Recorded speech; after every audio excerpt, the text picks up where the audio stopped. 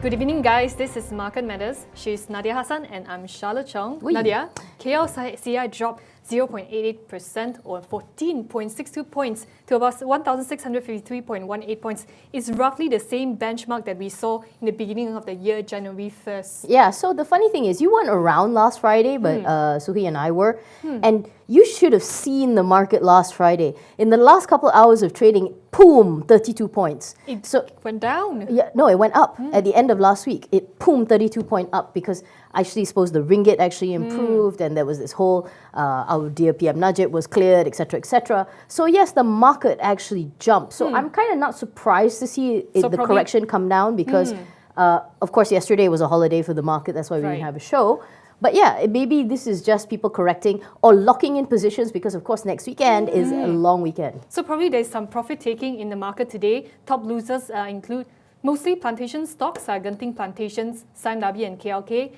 Top gainers were Lei Hong, Malaysia Airports and Bhd. Top total volume was at 1.62 billion, worth about 2.55 billion ringgit. Now, plantation stocks weighed on KLCI today, and Afing Huang Capital Research actually said that concerns over China's is still lingering in the ASEAN market. So that's why we saw a sea of red in Asia. Except Shanghai Composite Index. World Bank, remember what we talked about last week? World Bank cut 80% of the forecast to all the world commodities. I think this is going to hurt them. Locally, of course, just looking at it, Swiss Attorney General's office, everybody was talking about it over the weekend. Alleged diversion of funds from 1MDB. Nazir Raza actually came out. There's an article today about how concerned he is about the future of the country.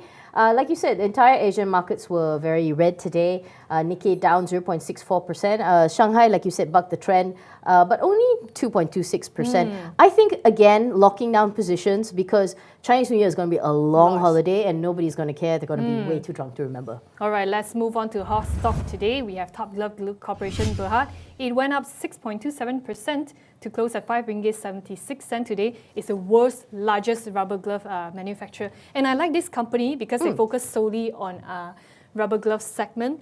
It's unlike, companies like Supermax, they're trying to venture, they're trying to do something else, contact lenses. But this company, they have allocated a certain budget. They say they're going to have an M&A by August this year. Yeah, we did talk about the small guys, right? Yes. The small little rubber glove guys that we hoped, might be a bride. So the thing is, the reason why I thought it was interesting, it went up about 6.27% is because the stock's already considered on the expensive end for the glove makers. You do have Hartalega, you do have the others who probably trade at a slightly cheaper PE. If you look at the analyst reports, 576 is still quite high. And the reason why it actually came up, well, there are a couple of reasons, right? I personally think it's knee-jerk because now we're talking about the Zika virus. Right. You know, the mozzies and what it does to people. Usually when there's a health scare, glove guys, hospital guys are the first to go up, as callous as it kind of sounds. And Top Glove also said they're going to cut 5% of foreign workforce this year. So what happened today was the founder and executive chairman, Tan Sri Lim Wichai, said the government's decision to raise annual levy foreign workers is without proper communication with all the companies in Malaysia. And the government has actually decided to raise annual levy for each foreign worker from 1,250 to 2,500. Is more than double. Exactly. That's the reason why. And I'm not surprised he's coming out to say this because if you're a business owner, the last thing you hate is surprises. You want to be able to plan, even if times are going to be tough, you want to be able to plan for the tough times. So the thing is, because of this, the whole thing about no proper communication, it's not just a problem for the glove makers.